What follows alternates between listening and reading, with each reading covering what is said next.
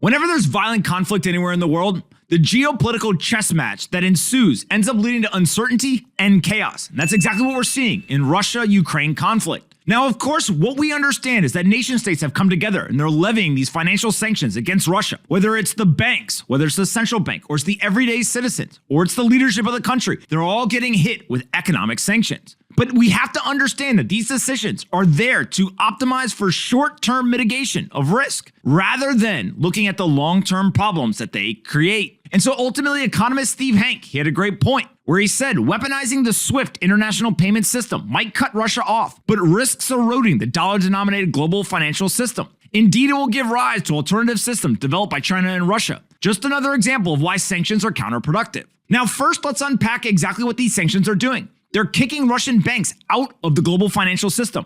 It's not allowing the leadership nor the average citizen to go ahead and transact with various other countries, to buy goods and services on the open market, or to access their wealth that sits outside of Russia or China. Now, that sounds like a great idea. It sounds like it'll serve as a deterrent. It'll inflict maximum pain on the Russian citizens and hopefully get them to pressure Putin to make different decisions or to remove him as a leader. But what it does is it also puts every single country in the world on notice. If you use the US dollar system, the health and sovereignty of your financial system is dependent on having a good relationship with the United States. If all of a sudden the United States, with the click of a button, can remove you from the global financial system, if they can pressure their allies into doing the exact same thing, what we are going to watch is countries around the world starting to develop insurance policies or backup plans. They're not necessarily going to run and just buy Bitcoin, the decentralized digital currency. That may be one thing that they do. But they're also going to go ahead and they're going to create non-US dollar denominated trading accounts with their trading partners. They're going to go ahead and start to develop central bank digital currencies that operate on payment rails that aren't reliant on SWIFT or the US dollar system. There's going to be a variety of options that are pursued. But ultimately, these types of decisions that inflict maximum pain in the short term, that try to mitigate the short-term risks, everything from the invasion of Ukraine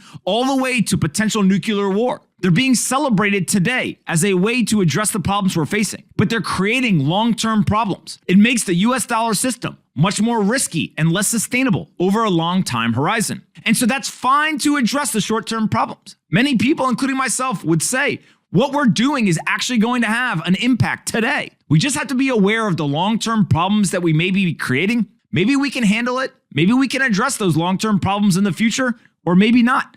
I don't know. But what I do know is that being aware of optimizing for short-term risk mitigation while also creating long-term problems is something we have to be well aware of today.